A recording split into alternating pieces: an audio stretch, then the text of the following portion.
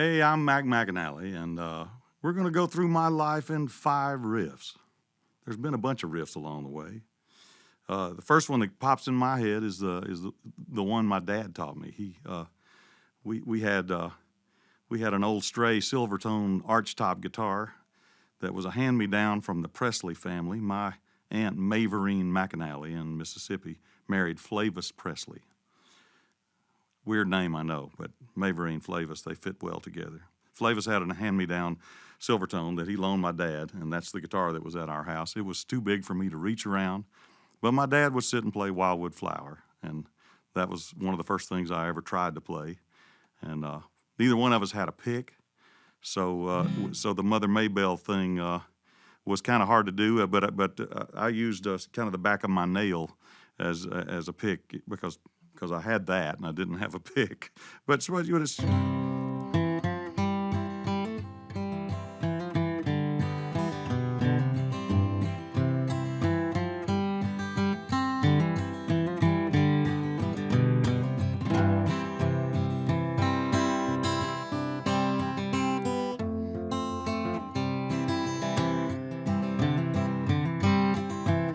I don't know that I didn't do it better than this when I was 6 years old, because I've developed an affinity for picks since then, but it was the same kind of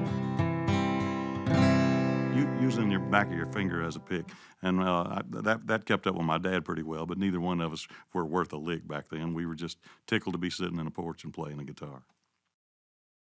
You know, I'm a finger picker probably primarily, but I didn't know what all you could do with a pick because I didn't have one. But over the years in studios, I've played with pencils and razor blades and you know, more picks, which is safer. But I don't recommend razor blades. But anything that'll make a racket on a guitar, I enjoy. But I kept on with that sort of half back of the fingernail style for quite a while, and some of the stuff on my first couple of albums are still using that as a way to dig a note out or do it sort of a mix. You kind of mix the rhythm with a melody note, and the back of the nail is louder, so you got.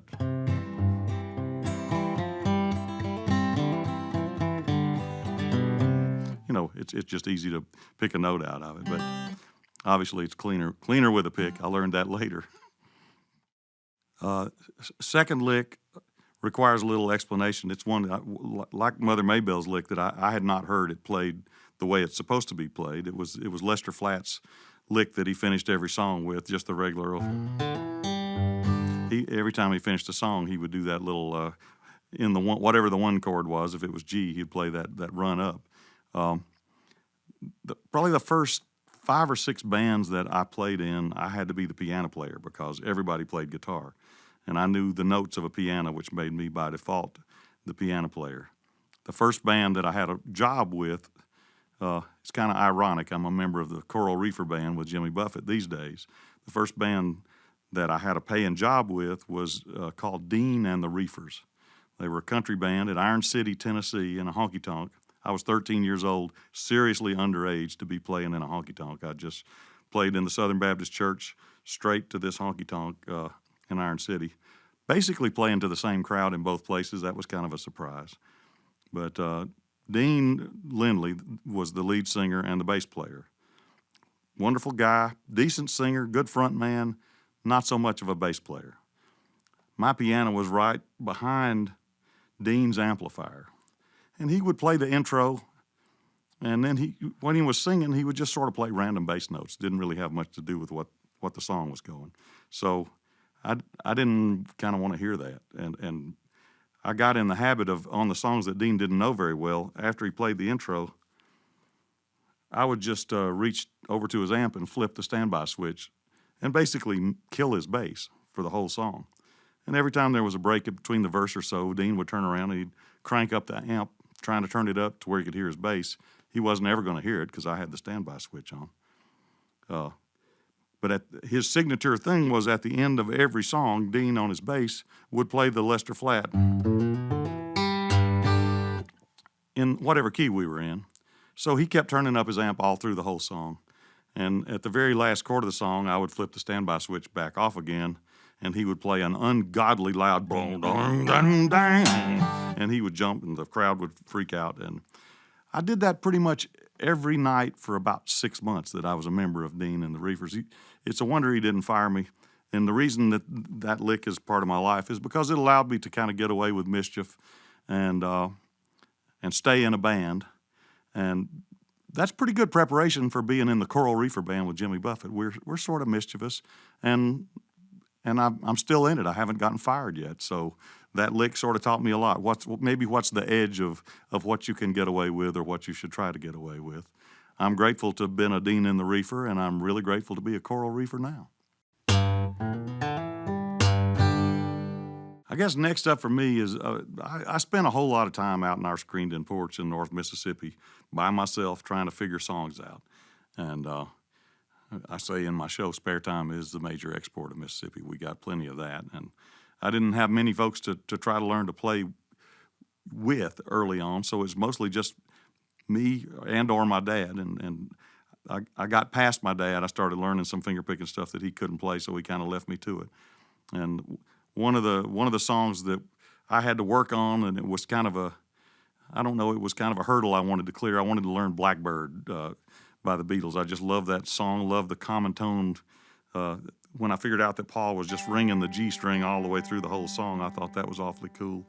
And sat around a whole lot in the porch trying to figure it out, and didn't have anything to go on, nobody to teach that to me, but that whole little...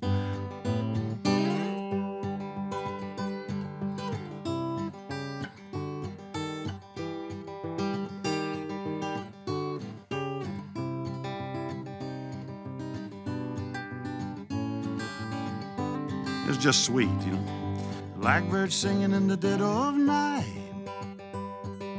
Take these broken wings and learn to fly all your life. You were only waiting for this moment to arrive. It's just a lovely thing. Paul McCartney, he doesn't need me to tell him that he's really good, but he's really good. Paul, you're really good. I was never really trying to play it exactly like Paul did. A little cool, he had that sort of strum thing going that I thought was really cool. I just love the notion of that common tone. That rings in every chord in the whole song, the bridge too.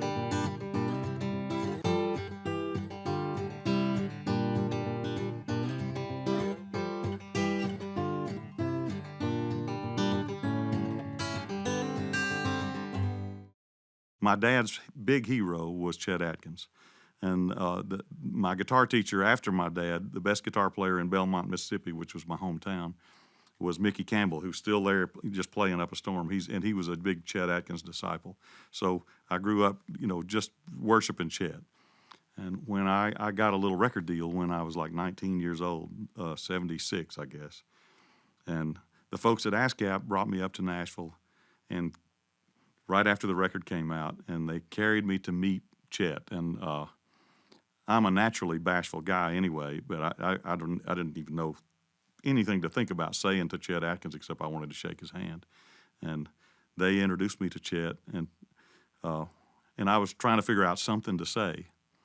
And Chet reached his hand out, and we shook hands, and he said, okay, first song, second side of your album, you're doing some kind of weird Fralin thing in E minor. Show me. And he picked up a guitar and handed it to me and said, show me what you're doing. So the way that I met my hero was him asking me how I played something. And that just freaked me out. And it gave me a little boost in confidence that I was severely needing at that point.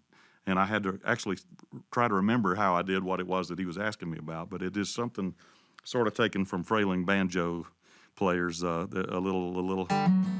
The song was called Alive, and this was the intro of it. So it's a...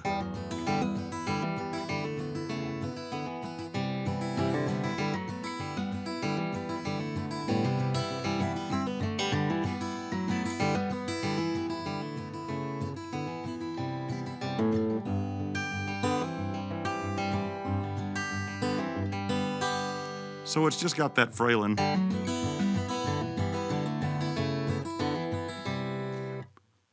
but Chet didn't know how I was doing it, so I can't play anything Chet Atkins ever played right. But he did ask me how I did one thing, and it actually gave me a little lift at a time that I really needed it, and it's carried me to where we are here today. The last one I'm going to pull up today is has to do with pretty much the way that I've made my living. So I guess since around the time I was 15, I started working in studios, and I'm not a fancy guitar player. I'm a songwriter, and what people generally hire me to do is to strum or to maybe play the intro and the first verse up until when the band comes in. And I've been blessed to do that on a lot of really fine records with a lot of amazing singers. And I don't know that I'm worthy of all the work that I've gotten to do, but I'm awfully grateful to have done it.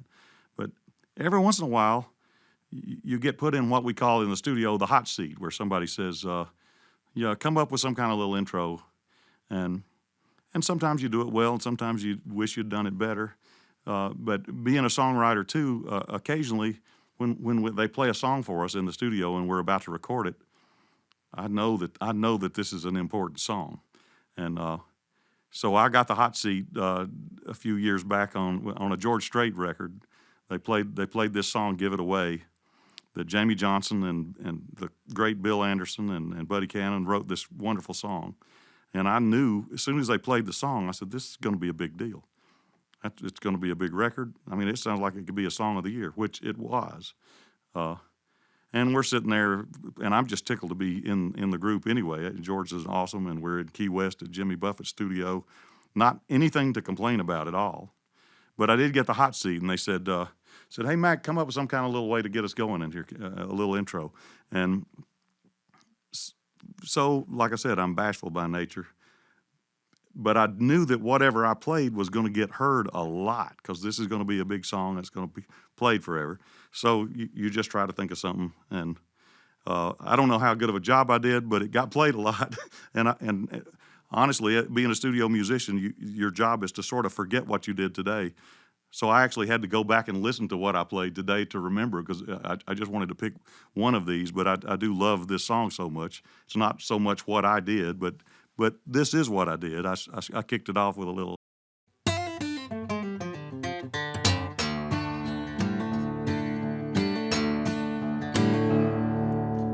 Not any big deal, but it meant a lot to me. Song of the year, George Strait, amazing band.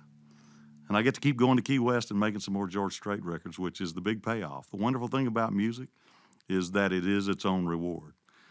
If you make money, that's good. If somebody says you're particularly good, that's even better.